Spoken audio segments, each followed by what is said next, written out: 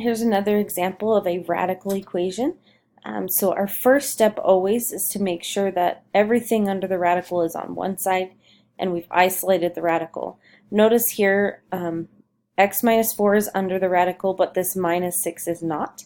So I need to move that to the other side of the equation before I do my squaring. So I have a minus 6, I'm going to do add 6, and whatever you do on one side you do to the other as well.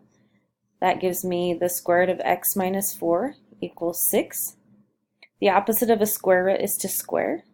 So we square this side, square this side. On this side, the square cancels my square root, and I get x minus 4 equals 6 squared, or 6 times 6 is 36. And now I just solve for x. It's minus 4, so I do the opposite and add 4 to both sides, and I get that x is equal to 40. I'm not going to circle that answer yet until I've checked it to make sure it actually works in the original equation.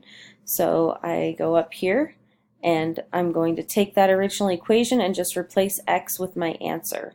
So I have the square root of 40 minus 4 minus 6, and I'm checking to see if that equals 0. 40 minus 4 is 36. The square root of 36 is 6. And 6 minus 6 is 0. So I did get the two sides of the equation are equal using my solution, so I know it's correct.